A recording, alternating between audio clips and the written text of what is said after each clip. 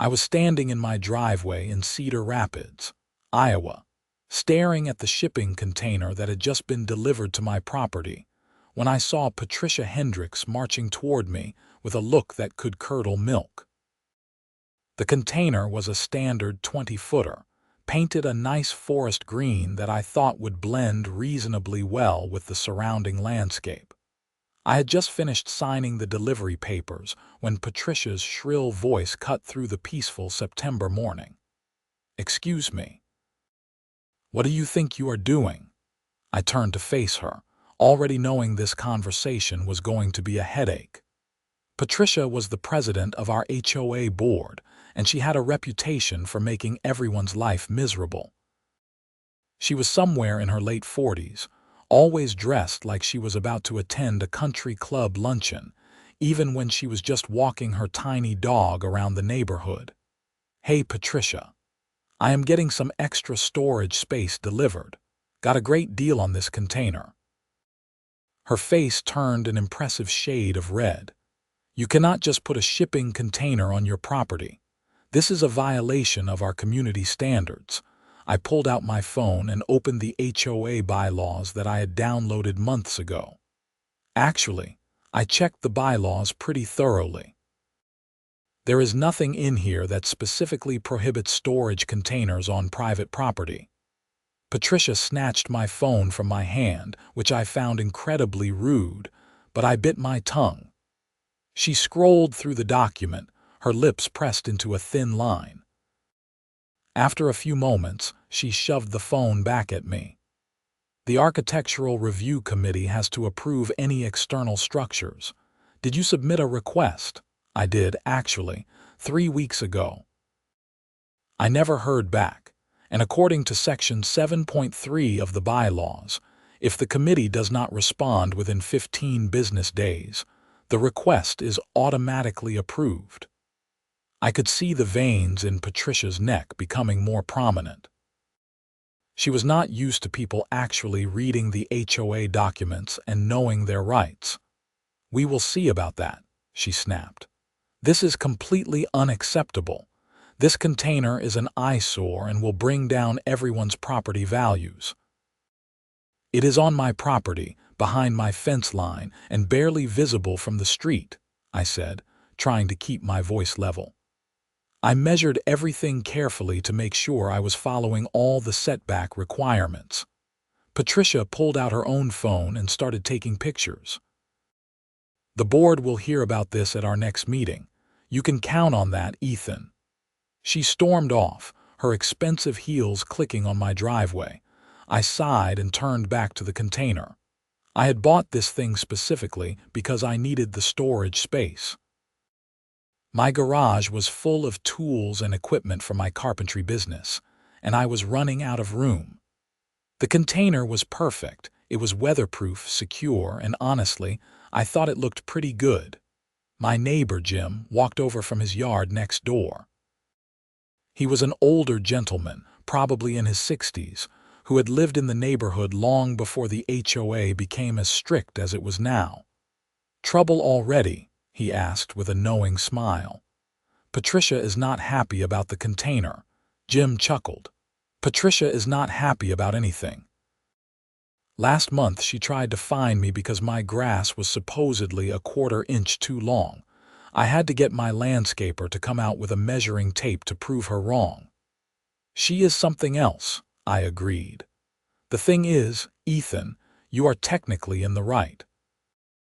I was on the HOA board years ago, before Patricia took over. That automatic approval clause was put in specifically to prevent the board from just ignoring requests they did not like. But she's going to make your life difficult anyway." I figured as much. Over the next few days, I set up the container exactly how I wanted it. I installed some shelving units inside, moved a lot of my woodworking supplies from the garage, and even set up a small workbench. It was perfect. I could actually park my truck in the garage again for the first time in 2 years. Then the letters started coming. The first one arrived 4 days after the container was delivered. It was an official-looking document on HOA letterhead, informing me that my storage container was in violation of the community aesthetic standards and demanding its immediate removal. The letter cited various sections of the bylaws that, when I looked them up, had nothing to do with storage containers. They were about things like fence heights and exterior paint colors. I wrote a polite but firm response, referencing the automatic approval of my architectural review request and asking them to cite specific, relevant sections of the bylaws that my container violated. I sent it certified mail so they could not claim they never received it. The second letter came a week later. This one was even more aggressive, threatening daily fines of $50 if I did not remove the container within 10 days. Again, no specific violations were cited, just vague references to community standards. I decided it was time to talk to a lawyer. I made an appointment with Thomas Richardson, a local attorney who specialized in HOA disputes. His office was in downtown Cedar Rapids, in one of the older brick buildings near the river. The problem with HOAs, Thomas explained after I laid out my situation, is that they often think they have more power than they actually do. Legally, they are bound by their own bylaws. If those bylaws do not prohibit something, they cannot just make up rules on the fly. So I am in the right. Based on what you have told me, absolutely. You followed the proper procedure, you gave them the required notice, they did not respond in time, and your request was automatically approved per their own bylaws. The container meets all the setback requirements and is not visible from the street due to your fence. They have no legal grounds to force you to remove it, but they are threatening fines. Thomas leaned back in his chair. They can threaten all they want. If they actually levy those fines, do not pay them. Let them know in writing that you dispute the fines, and that you consider them to be levied in violation of the HOA's own bylaws. If they try to put a lien on your property, we can fight it in court, and honestly, I think we would win pretty easily. How much is this going to cost me? If it goes to court, could be several $1,000s. But here is the thing, if we win, which I am very confident we would, the HOA would likely be responsible for your legal fees. Most HOA bylaws include provisions that the losing party in a legal dispute pays the winner's costs. I left Thomas's office feeling more confident, but also frustrated.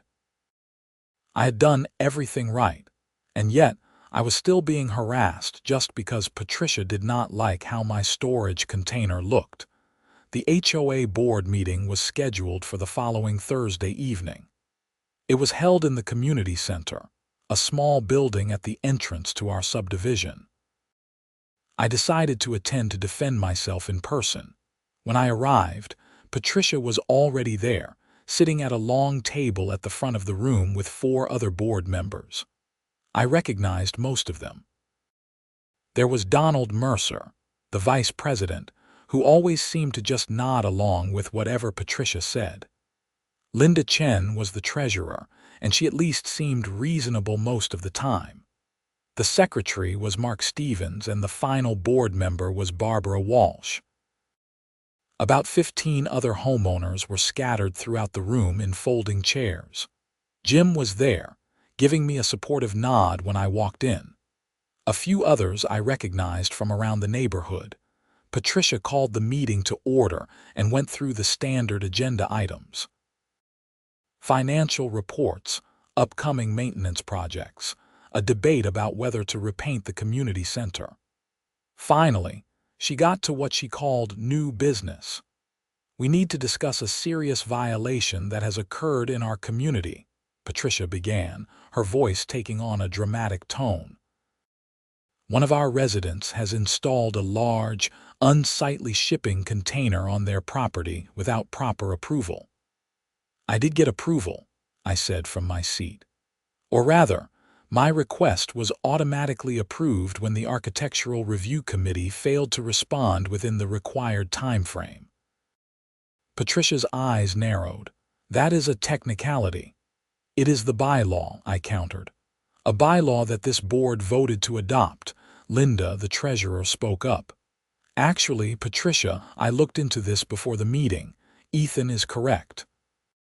His request was submitted properly, and we did not respond in time. According to our own rules, that means it was approved. Patricia looked like she had just bitten into a lemon. The spirit of that rule is to prevent unnecessary delays, not to allow residents to install whatever they want. The spirit does not matter, I said, standing up so I could be better heard. The actual written bylaw matters, and the written bylaw says my request was approved. I have also checked, and there is no specific prohibition against storage containers in our community rules. I meet all setback requirements. The container is barely visible from the street. I have done nothing wrong. Donald, the vice president, cleared his throat. But it does look rather industrial, does it not? I mean, a shipping container is not exactly in keeping with the residential character of the neighborhood. Neither is Bob Peterson's above-ground pool, but I do not see the HOA trying to make him remove that, I replied. And that actually is visible from the street. Patricia's face was getting red again. That is completely different. How? How is it different? Because, Patricia sputtered, because Bob's pool is a recreational amenity that adds value to his property. And my storage container is a practical amenity that adds value to mine. It allows me to properly store my business equipment and keep my garage organized. If anything, that improves the appearance of my property because I am not leaving stuff outside. The meeting devolved into an argument. Some of the other homeowners spoke up, with opinions split. Some agreed with Patricia that the container was ugly and should go. Others, particularly those who had their own run-ins with the HOA board, supported my right to keep it. After nearly an hour of debate, Linda made a motion to table the discussion pending a full legal review of the bylaws. Mark seconded it. When they voted, it was 3 in favor of tabling, Linda, Mark, and Barbara, and 2 against, Patricia and Donald.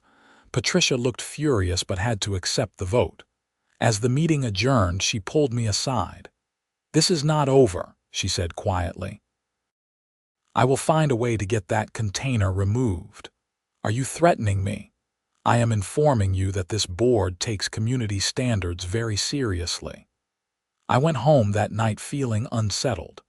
Patricia's words had sounded less like an official HOA position and more like a personal vendetta. 2 weeks later, I found out just how serious she was.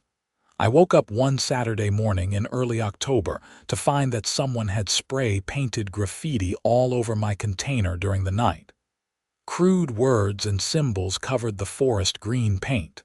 I was furious. I called the police and filed a report.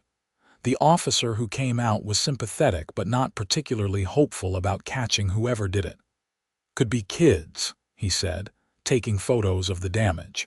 "Or could be someone with a grudge.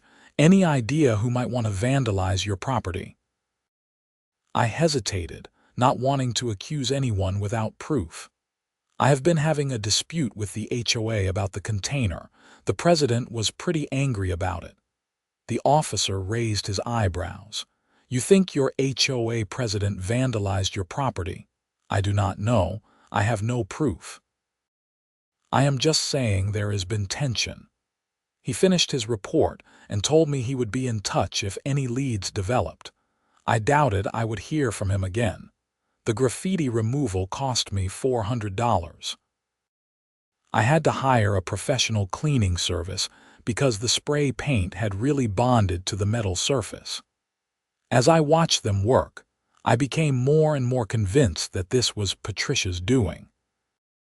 Maybe she did not do it herself, but she had certainly created an environment where someone felt emboldened to do it. I decided to install security cameras.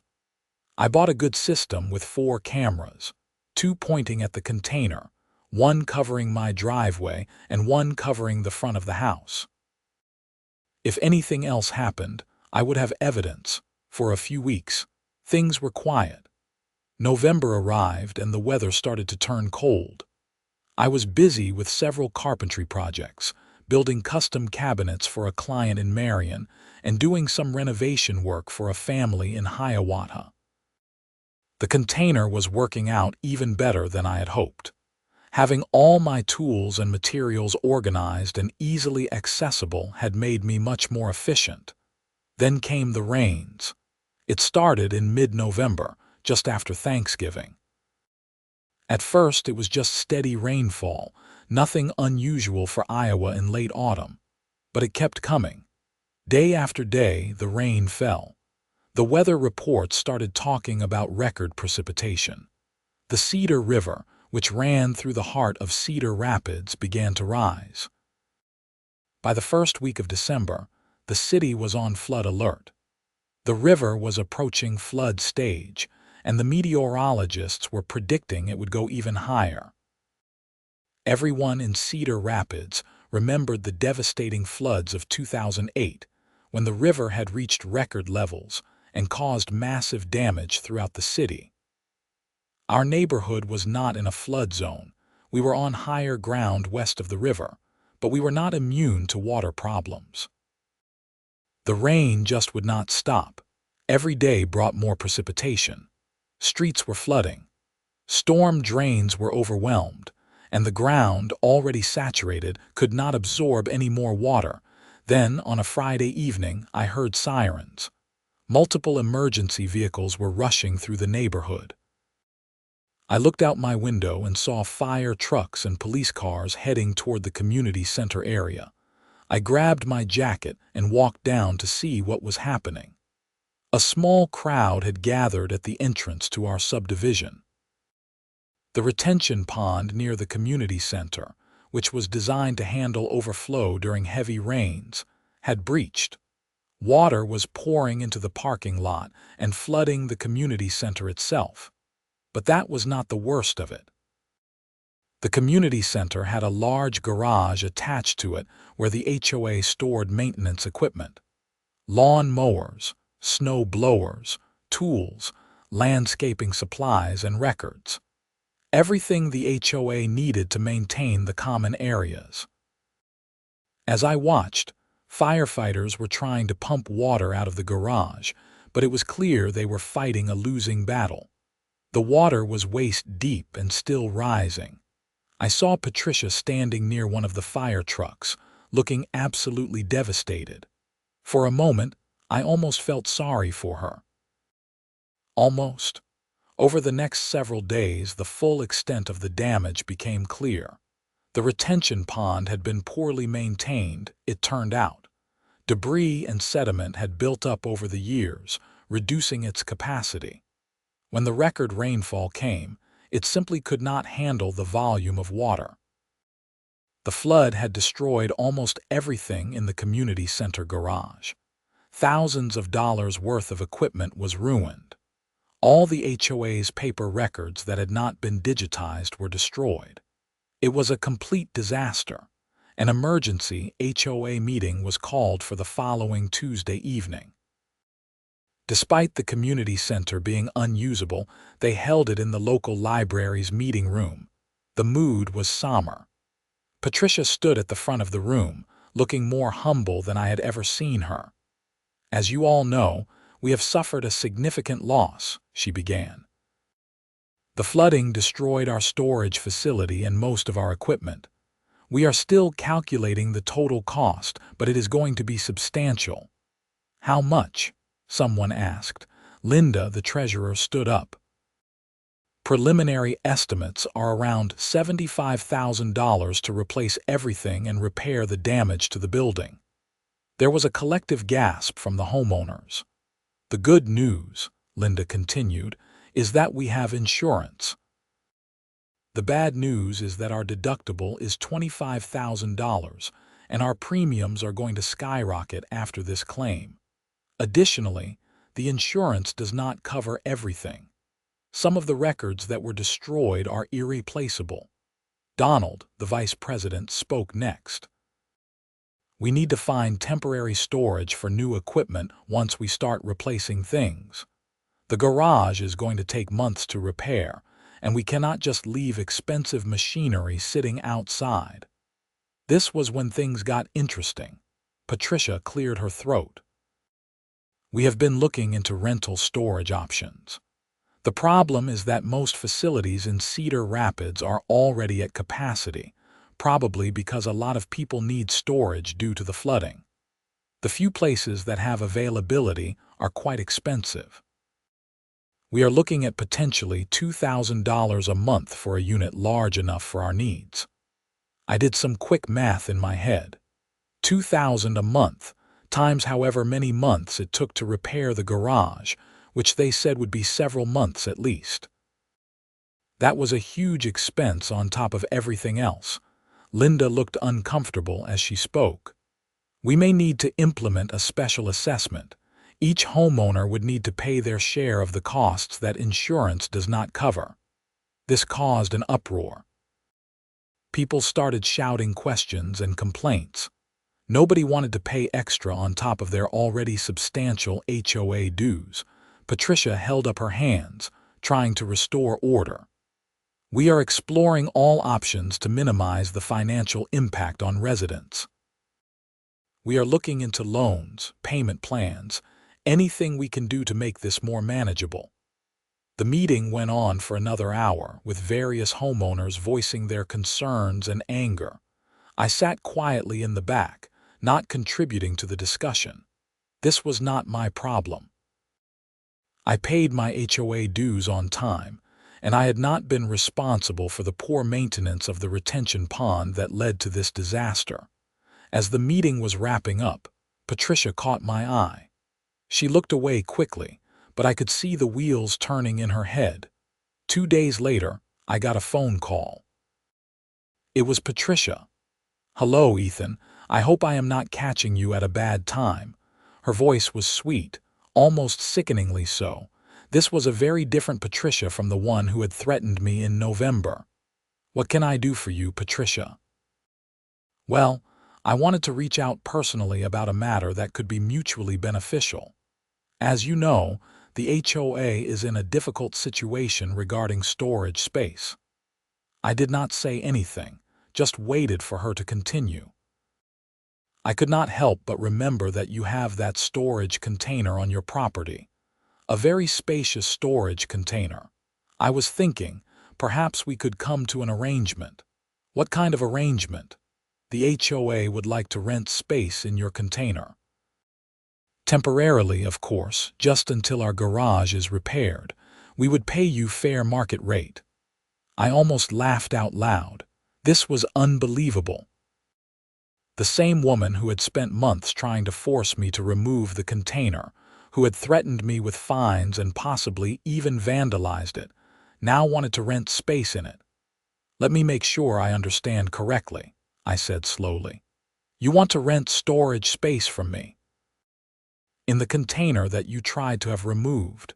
The one you said was an eyesore and a violation of community standards." There was a pause. "I understand that we have had our differences, but this is about what is best for the community. We need storage space, and you have it available. This is just good business. What makes you think I have space available? I am using the container for my own business equipment. Surely you could make some room. This is an emergency situation, Ethan. The community needs help. The community needs help, or you need help." Patricia's voice got a bit sharper. "I am trying to be reasonable here. We would pay you well. $2,000 a month is what we were looking at for commercial storage. We would offer you $1,500. So you want to lowball me while asking me for a favor.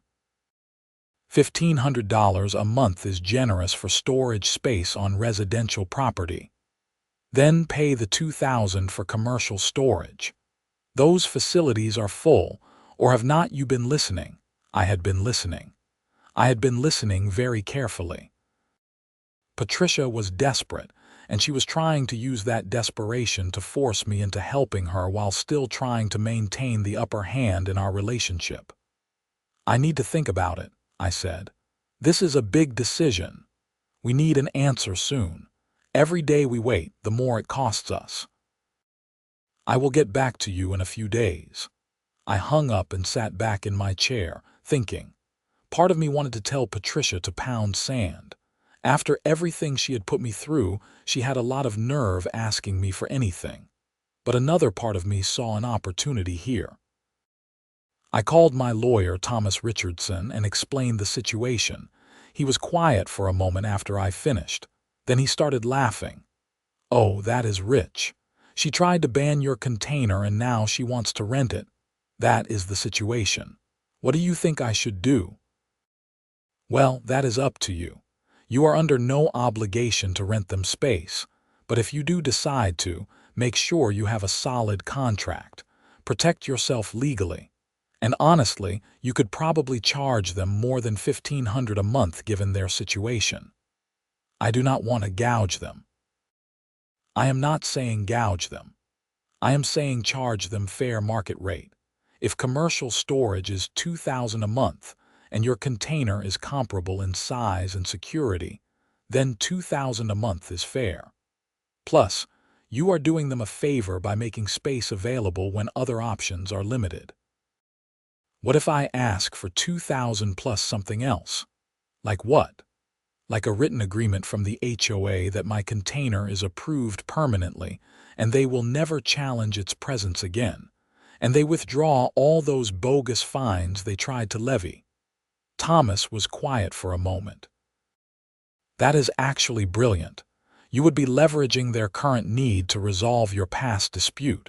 It is completely legal, and honestly, it is good negotiating. They need something from you, so it is perfectly reasonable to ask for something in return beyond just money. Will they go for it?"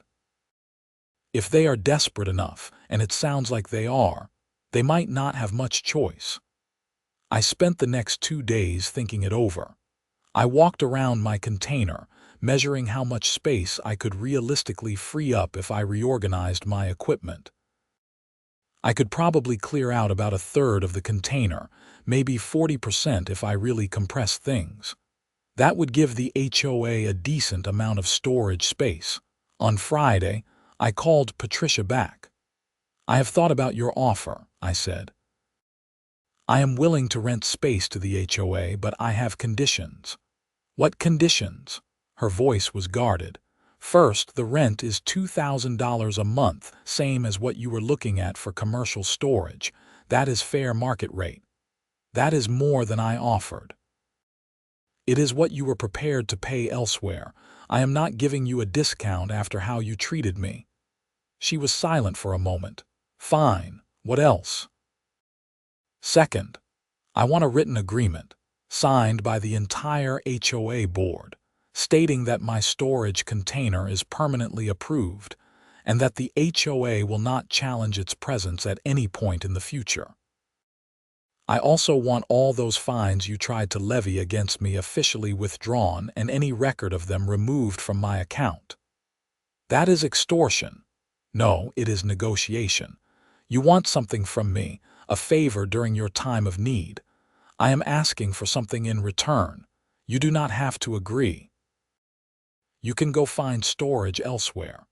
"There is nowhere else." "Then I guess you need to decide how badly you need this." I could hear her breathing heavily on the other end of the line. I waited. "I need to discuss this with the board," she finally said. "You do that. Let me know by Monday." Monday came and I did not hear from Patricia. Tuesday passed as well. On Wednesday morning, I got a call from Linda, the HOA treasurer. "Hello, Ethan. I am calling about the storage situation. The board met last night and we discussed your terms. And we agree to them, all of them. $2,000 a month for rental, plus written permanent approval of your container and withdrawal of all fines. We will draw up a formal contract." "Why is not Patricia calling me?" Linda laughed softly. "She is pretty upset about this whole situation." "Honestly, Several of us on the board think you are being completely reasonable. Patricia created this problem with you unnecessarily. If she had just approved your container in the first place, we would not be in this awkward position now. So you are okay with this arrangement, more than okay. We need the storage space, and frankly, having it nearby in the neighborhood is more convenient than driving across town to some commercial facility. Plus, you are actually saving us money in the long run because we were going to have to rent commercial space for probably 6 months minimum. The garage repairs are going to take a while. We agreed to meet on Thursday to sign the contract and work out the details. Thomas looked over the agreement before I signed it, and everything was in order. The HOA would pay me $2,000 at the beginning of each month. They could store equipment and supplies in the designated area of my container. They were responsible for any damage they caused.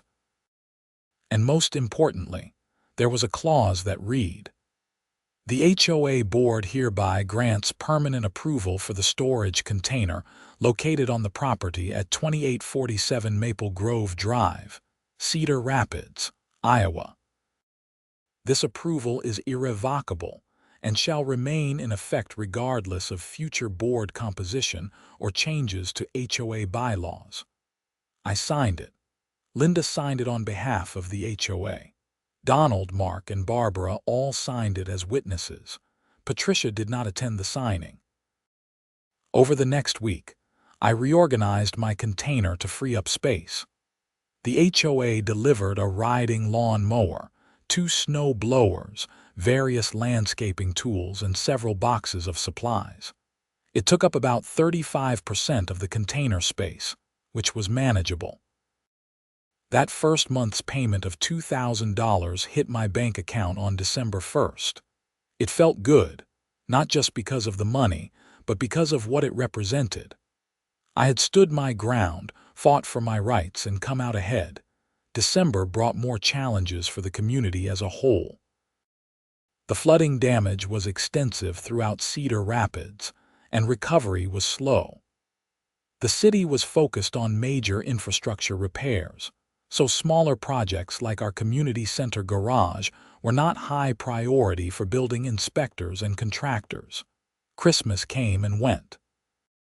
I spent it with my family in Des Moines, and it was nice to get away from the neighborhood drama for a few days. When I returned, Jim came over with some news. "Did you hear?" he asked. "Patricia resigned from the HOA board." "Really?" "Yep, announced it at the last board meeting." Apparently, the whole flooding disaster really got to her. Plus, I heard that several homeowners were pretty angry that she had let the retention pond maintenance slide for so long. There is talk of a lawsuit, actually, against Patricia personally, against the HOA board, but she was president, so she is bearing a lot of the responsibility. People are saying she was so focused on nitpicky stuff, like your container and other minor violations, that she ignored important maintenance issues. This was an interesting development. I had not considered that Patricia might face real consequences for the flooding disaster. In January, the local news picked up the story. A reporter came to our neighborhood to do a piece on how poor HOA maintenance practices had contributed to flood damage. They interviewed several homeowners, including me. I was careful in what I said, focusing on the importance of HOAs prioritizing essential maintenance over aesthetic concerns. The story aired on a Friday evening. I watched it at home, and I had to admit it was well done. The reporter had clearly done her homework, documenting how our HOA had spent thousands of dollars on landscaping and cosmetic improvements in recent years, while deferring maintenance on critical infrastructure, like the retention pond. Patricia was contacted for comment, but declined to be interviewed. However, they did show some footage of her at a public HOA meeting, and she did not come across well. She looked petty and vindictive, especially in the context of the larger maintenance failures. The next week, I learned that Patricia was facing more than just public embarrassment. A group of homeowners had filed a class action lawsuit against the previous HOA board, claiming negligence in their maintenance duties led to preventable flood damage. Several homes had suffered basement flooding due to the retention pond breach, and those homeowners wanted compensation. I was not part of the lawsuit since my property had not been damaged, but I watched it unfold with interest. The legal process was slow, but by March, it was looking bad for Patricia and the others. Their lawyers were trying to argue that the flooding was an act of God that could not have been prevented. But the plaintiff's attorneys had found inspection reports from years prior recommending maintenance on the retention pond that had been ignored. Meanwhile, my arrangement with the HOA continued smoothly. The new board president, Barbara Walsh, was much more reasonable than Patricia had been. She actually thanked me several times for providing the storage space and making it easier for the HOA to continue operations while the garage was being rebuilt. The garage repairs finally began in April. It had taken months to get all the necessary permits and line up contractors, but work was underway. They estimated it would be completed by July. In May, I got a call from a lawyer I did not know. His name was Frederick Wilson, and he represented Patricia Hendricks. "Mr. Yancey, I am calling because my client is facing significant legal challenges related to her time as HOA president. We are trying to establish that certain actions she took were reasonable and within her authority." "Okay. I understand that there was a dispute between you and my client regarding a storage container on your property." "That is correct. My client maintains that she was simply trying to enforce community standards and that her actions were appropriate given her role." I laughed. "Is that what she is claiming? Mr. Yancey, this is a serious matter. My client's reputation and finances are at stake.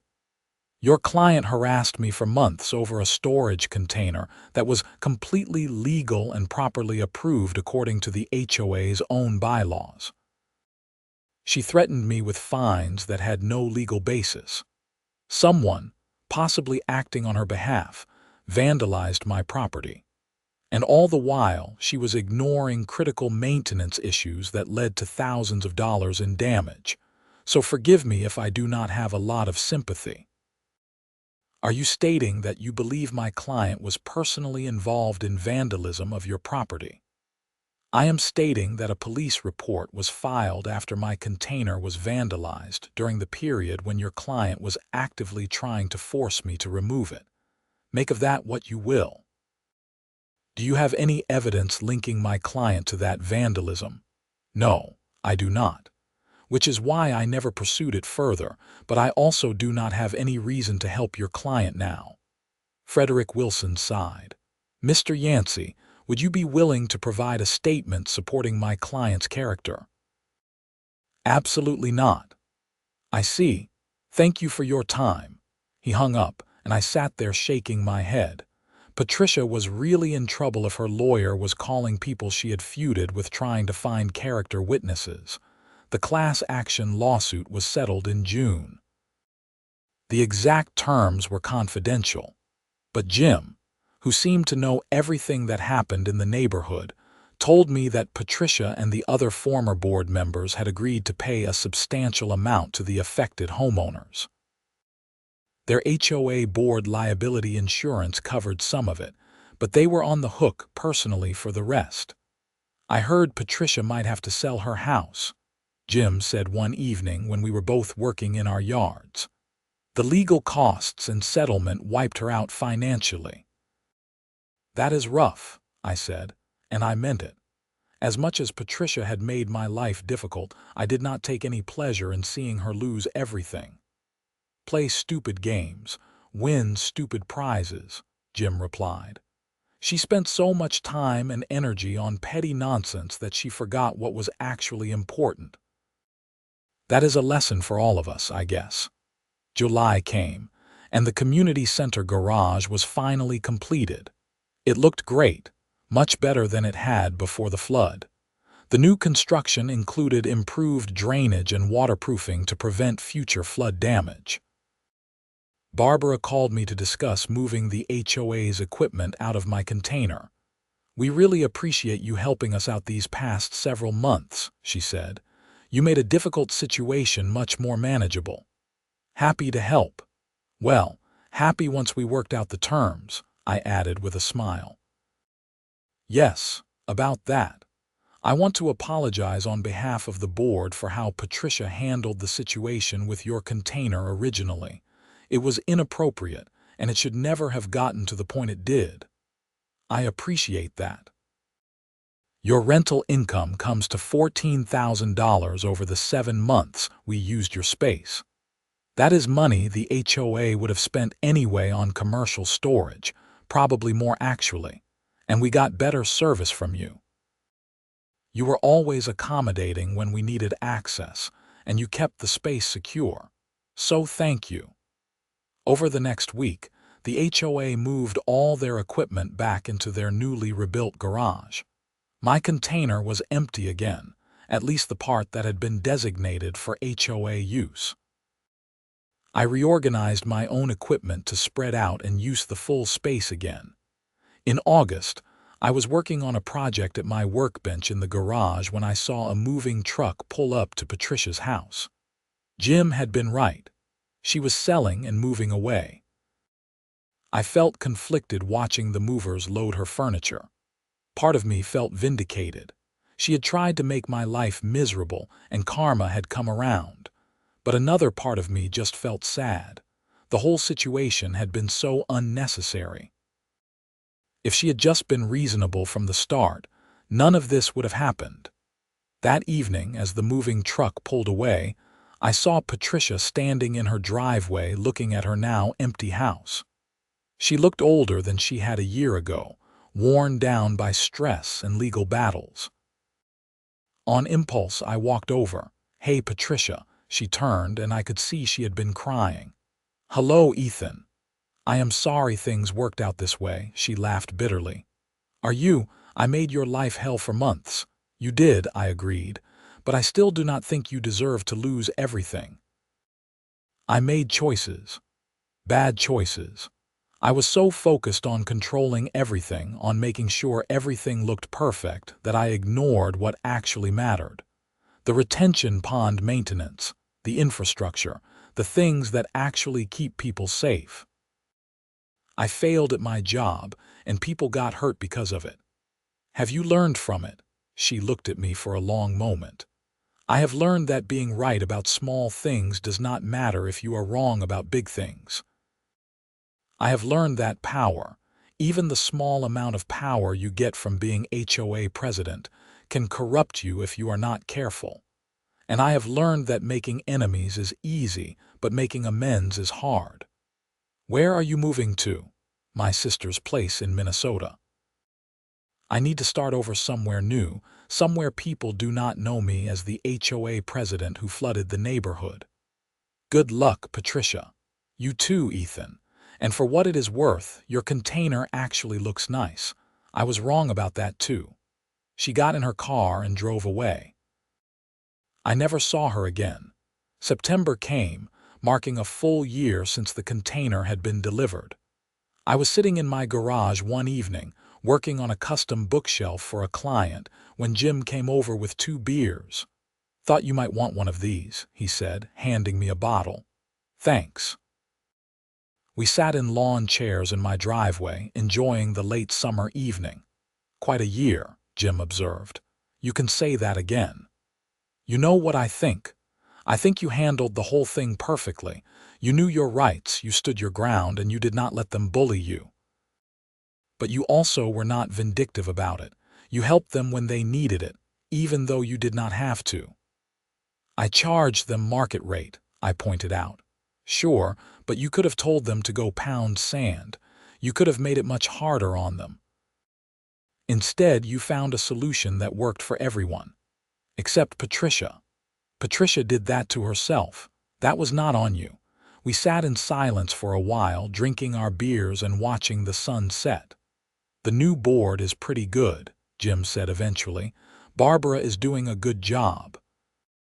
They are focused on actual maintenance and infrastructure now. They even hired a professional management company to handle the day-to-day stuff, so the board can focus on big-picture decisions. That is smart. And they are reviewing all the bylaws, trying to get rid of some of the more ridiculous rules. Did you hear they are removing that automatic grass height violation thing? The one Patricia loved to enforce, I laughed. That is great. Community is healing, Jim said. That is what communities do. They go through hard times, learn from them, and come out better. We had a bad HOA board that made bad decisions, but we fixed it. New leadership, new priorities, new approach. That is how it should work. He was right. Our neighborhood had been through a lot over the past year, but we had come out the other side. The flood damage was repaired. The HOA was on better financial footing with the insurance settlement and the lawsuit behind them. And people were actually talking to each other more, working together more, instead of just complaining to the HOA board about every little thing. My container was still there, of course, doing exactly what I had bought it to do, providing secure, weatherproof storage for my carpentry business. It had become such a normal part of my property that I barely noticed it anymore. Neither did anyone else. In October, I got a call from a homeowner on the other side of the subdivision. His name was Robert, and he had a question. "Hey, Ethan, I heard you had a storage container on your property. I am thinking about getting one myself. Did you have any problems with the HOA?" I smiled. It is a long story, but the short version is that containers are allowed now. Just make sure you follow the setback requirements and check the bylaws. You should be fine. Great, thanks. I have got a small business too, and I am running out of room in my garage. Over the next few months, 3 more homeowners in our subdivision got storage containers. The HOA did not object to any of them. It turned out that once the precedent was set and people saw how useful they could be, containers became accepted as just another normal thing in the neighborhood. I ran into Barbara at the grocery store in November. We chatted about neighborhood stuff, and she mentioned something interesting. "You know, we have been looking at our financials from the past year, and that rental agreement with you actually saved us quite a bit of money. Commercial storage would have cost us more, and it would have been less convenient. I am not saying the flood was good, obviously, but the whole situation did help us reset our priorities as a board." "Silver linings," I said. "Exactly. And honestly, that situation with your container, as messy as it was, taught us an important lesson about following our own rules and not trying to enforce things that are not actually in the bylaws just because we personally do not like them." "Has the new board been working well?" "Really well. We meet twice a month, we have clear agendas, we focus on what matters. No more hour-long debates about whether someone's mailbox is the wrong shade of white. We have better things to worry about." December marked the anniversary of the flood. The city held a community event to recognize the recovery efforts and the resilience of Cedar Rapids residents.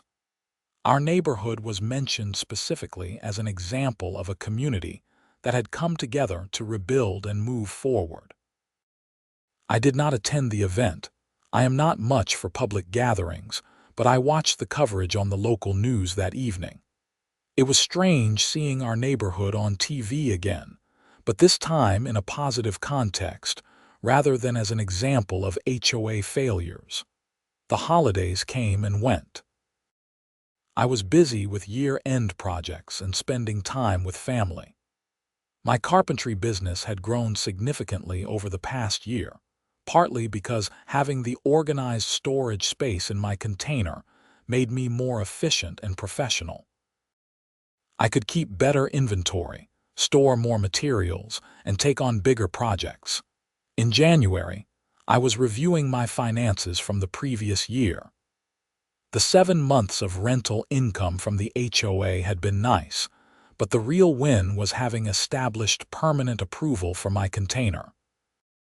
That peace of mind, knowing I would not have to fight about it anymore, was worth more than any rental payment. I also realized that standing up to Patricia and the HOA board, as stressful as it had been, had taught me some important things. I learned that knowing your rights matters. I learned that having documentation is crucial. I learned that sometimes you have to be willing to fight for what is rightfully yours, even when it would be easier to just give in. February brought another milestone. The city completed its investigation into the flood causes and released a comprehensive report. While the record rainfall was the primary factor, the report specifically cited poor retention pond maintenance in several subdivisions, including ours, as a contributing factor to the damage.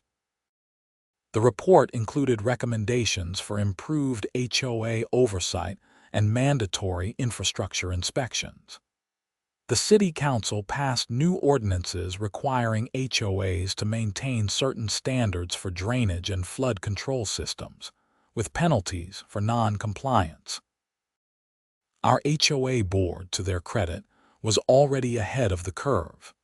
They had implemented a comprehensive maintenance schedule and hired engineers to evaluate all the infrastructure in our subdivision. They were not going to let what happened with Patricia's board happen again. In March, I got an unexpected letter. It was from Patricia. She did not include a return address, but the postmark was from Minnesota. The letter was simple and handwritten. Dear Ethan, I have been in Minnesota for several months now, living with my sister and trying to figure out what comes next. I have had a lot of time to think about everything that happened, and I owe you an apology. A real one, not the half-hearted excuses I gave before. I was wrong about your container. I was wrong to threaten you and try to force you to remove it. I let my desire for control and my vision of what the neighborhood should look like override common sense and fairness. You followed the rules and I punished you for it anyway. That was not right. I also want you to know that I had nothing to do with the vandalism of your property. When I heard about that, I was appalled. I never want things to go that far. I do not know who did it, but it was not me or anyone acting on my behalf. I know you probably do not believe me, but I needed to say it anyway. I am working on rebuilding my life here. I got a job at a local insurance office. It is a big step down from where I was, but it is honest work and I am trying to learn humility. Thank you for being decent to me on the day I moved. You did not have to do that and it meant more than you know. I hope you are doing well. Patricia. I read the letter twice, then put it in a drawer. I appreciated the apology, but I did not feel the need to respond. Some chapters in life just need to close, and this was one of them. Spring arrived, and with it came new growth in the neighborhood. Literally, as the landscaping that had been damaged in the flood was replaced with new plantings, and figuratively, as the community continued to move forward from the previous year's challenges. The HOA held their annual meeting in April. I attended, mostly just to see how things were going. Barbara gave a report on the state of the association, and it was remarkably positive.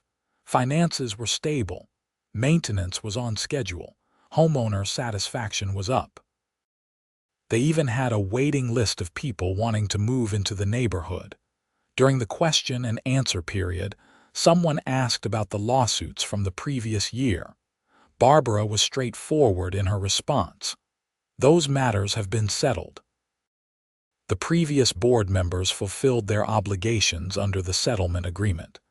We have implemented new policies and oversight to ensure those kinds of failures do not happen again. We have learned from the past, but we are not dwelling on it.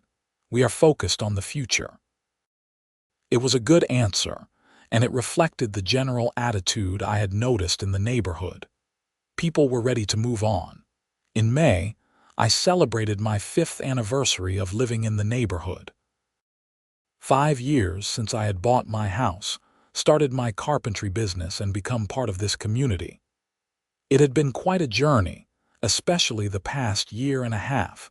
Jim threw a small barbecue at his place to celebrate, inviting a bunch of neighbors. It was a beautiful spring evening, and it felt good to be surrounded by friends. We grilled burgers, drank beer, and told stories. Inevitably, someone brought up the container saga. "Ethan, you have got to tell the story," Robert, the guy who had called me about getting his own container, insisted. So I told it. The whole thing, from the initial delivery and Patricia's reaction, through the months of harassment, the vandalism, the flood, and the eventual rental agreement. Everyone listened, laughing at the appropriate parts and shaking their heads at the absurdity of it all. "The best part," Jim added when I finished, "is that now we have got 4 containers in the neighborhood and nobody cares. Ethan completely normalized them." "To Ethan," someone said, raising their beer. "The man who beat the HOA." We all drank to that, and then the conversation moved on to other topics. But it felt good to be recognized, to have the neighborhood understand and appreciate what I had gone through. Summer arrived, and my carpentry business continued to thrive. I was getting referrals from all over Cedar Rapids and the surrounding areas. The container was working perfectly, exactly as I had planned. I had even added some solar panels to the roof to power LED lights inside, making it easier to work in there during early mornings or evenings. In July, I was featured in a local business magazine. They did a profile on successful small businesses in the Cedar Rapids area, and my carpentry company made the list. During the interview, I mentioned how having proper storage had been crucial to my growth, and I showed them the container. The journalist was fascinated by the whole story of the HOA dispute. She asked if she could include it in the article, and I agreed, figuring it was public record anyway, and the story had a good ending. When the article came out, it got quite a bit of attention. Other homeowners facing similar HOA disputes reached out to me asking for advice. I referred them to Thomas Richardson, my lawyer, and I shared what I had learned about knowing your bylaws and standing your ground when you are in the right. August brought the 1-year anniversary of Patricia leaving. The neighborhood barely resembled the place it had been under her leadership. The new board was efficient, fair, and focused on what actually mattered. They had even started a neighborhood newsletter to improve communication and transparency. I contributed an article to that newsletter about the importance of proper storage for home-based businesses. I made sure to mention that homeowners should always check their bylaws carefully before making assumptions about what was or was not allowed. In September, exactly 2 years after the container was delivered, I was sitting in my garage when I got a call from Barbara. "Hey Ethan, I have got a question for you. Would you be interested in joining the HOA board?" I was surprised. Really? We have got an opening and several people suggested you. You know the bylaws better than most, you have got good business sense, and you have shown that you can handle conflict constructively. Plus, frankly, we could use someone who is not afraid to stand up for what is right. I thought about it. Being on the HOA board would take time and energy. But it would also give me a voice in how the neighborhood was run, and after everything I had been through, that was appealing. Can I think about it? Of course. Let me know by next week if you can. The next board meeting is in 2 weeks. I talked it over with Jim that evening. "You should do it," he said immediately. "You would be great on the board, and it would be poetic justice in a way, going from being harassed by the HOA to being part of its leadership." "I do not know if I have the time. The meetings are twice a month, a few hours each." "You can spare that. And think about it, you could help make sure no one else goes through what you went through." He had a point. I could be part of the solution, helping to keep the HOA fair and reasonable. I called Barbara the next day and accepted her offer. My first board meeting was in late September. It was strange sitting at the table where Patricia used to sit, making decisions that would affect the whole neighborhood. But it also felt right. We discussed routine maintenance issues, approved a few minor requests, and talked about planning for winter snow removal. Nothing dramatic, nothing controversial, just the normal business of running a neighborhood association properly. After the meeting, Barbara pulled me aside. "Thanks again for joining the board. I think you are going to be a real asset. Happy to help. You know, when I think about everything that happened with Patricia and the flood and all of that, I realize how close we came to completely falling apart as a community. The lawsuit could have bankrupted us. The flood damage could have destroyed property values. The infighting could have made this place miserable to live in. But we pulled through. People are pretty resilient," I said. "They are. But it also takes individuals willing to stand up and do the right thing. You did that. You did not just roll over when Patricia tried to bully you, but you also did not take revenge when you had the chance. You found a way forward that worked for everyone. That is leadership." October brought cooler weather and fall colors. I was working on a large project, custom built-ins for a client's home office, when I got a call from Thomas Richardson, my lawyer. "Hey, Ethan, just calling to let you know that the statute of limitations has run out on any potential claims related to your container dispute." "What does that mean?" "It means that even if the HOA wanted to challenge your container now, they could not. Too much time has passed. Between that and your rental agreement that granted permanent approval, you are completely bulletproof legally." "That is good to know. Just wanted to close the loop on that. From a legal standpoint, that whole saga is completely over and done with." We said goodbye, and I sat there thinking about how much had changed in just 2 years. From a confrontation in my driveway with an angry HOA president to being on the HOA board myself. From fighting for the right to keep my container to having it permanently approved and accepted. From an adversarial relationship with my neighbors to being part of the community leadership. November came, and with it, the second anniversary of the flood. The community center held a remembrance event, not dwelling on the disaster but celebrating the recovery. The rebuilt garage was featured prominently in the displays, along with photos showing the progress the neighborhood had made. I attended the event and was surprised when Barbara called me up to the front of the room. "I want to recognize someone who exemplifies what our community is all about," she said. "Ethan Yancey could have held a grudge when we needed his help. Instead, he found a way to help us while also resolving a long-standing dispute. That is what neighbors do. They find solutions. So thank you, Ethan." People applauded, and I felt a bit embarrassed but also proud. It had been a long road, but we had gotten through it together. December was busy with holiday preparations and year-end work projects. The neighborhood looked beautiful with holiday decorations, and there was a sense of peace and contentment that had not been there 2 years earlier. On Christmas Eve, I was in my garage doing some final organizing when Jim came over with a bottle of bourbon. "Merry Christmas," he said, handing me the bottle. "You did not have to do that, I know, but you have been a good neighbor and a good friend, and I wanted to show my appreciation." We sat in my garage sipping bourbon and talking about the past 2 years. "You know what the craziest thing is?" Jim said. That container that caused so much trouble is probably the least interesting thing in your yard now. Nobody even notices it anymore." He was right. The container had become so normalized, so accepted, that it was just part of the landscape.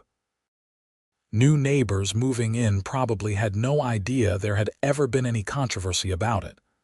"That is how it should be," I said. "Just a tool doing its job, like you on the HOA board." "I am not sure I would call myself a tool," Jim laughed. "You know what I mean. You are there to serve a function, to help things run smoothly. No drama, no power trips, just getting things done. That is the goal." As the year came to a close, I found myself reflecting on everything that had happened. The container that had started such a fight had ended up being the solution to the HOA's storage crisis. The president who had tried to ban it had lost everything, while I had thrived. The community that had been torn apart by flooding and legal battles had come back stronger and more united. New Year's Eve came, and the neighborhood held a party at the community center. As midnight approached and we all counted down together, I felt grateful for where I was and where the community was. We had been through hard times, but we had learned from them. The new year brought new projects and new opportunities. My carpentry business was busier than ever. The HOA was running smoothly under the new board's leadership. The neighborhood was peaceful and thriving. In February, I was working in my container, organizing some new tools I had purchased, when I realized something. This container, this simple metal box that had caused so much trouble, had fundamentally changed my life. Not just because of the storage space it provided, but because of everything that came with it. It had taught me to stand up for myself and know my rights. It had forced me to engage with my community in ways I might not have otherwise. It had led me to join the HOA board and become a leader in the neighborhood. It had brought me closer to my neighbors and helped me build real friendships, all because I needed somewhere to store my tools. Life works in strange ways sometimes. What seems like a problem can turn into an opportunity. What seems like a fight can turn into a relationship. What seems like an ending can turn into a new beginning. As spring approached once again, marking the 3rd year since the container arrived, I stood in my driveway looking at it. The forest green paint had weathered slightly but still looked good. The structure was solid and secure. And inside, it held not just my carpentry tools and materials, but also the memories of everything I had been through to keep it. I thought about Patricia sometimes, wondering how she was doing in Minnesota. I hoped she had found peace and learned from her mistakes. I bore her no ill will. We had been adversaries, but in a way, she had helped make me who I was today. The neighborhood continued to thrive under the new HOA board. We implemented new programs, improved communication with residents, and maintained a focus on what actually mattered: safety, infrastructure, and community. My term on the board was for 2 years, and I was committed to serving it fully. After that, I would decide whether to run again or step aside and let someone else take the role. Either way, I knew the neighborhood was in good hands. The container remained, a permanent fixture on my property and a reminder that sometimes the things we fight hardest for turn out to be the things that matter most. Not because of what they are, but because of what they represent: freedom, independence, the right to use your own property as you see fit, the importance of standing up for yourself when you are right, the value of community and working together even after conflict. All those lessons, stored in a 20-foot green shipping container on Maple Grove Drive in Cedar Rapids, Iowa. And that is exactly where it would stay.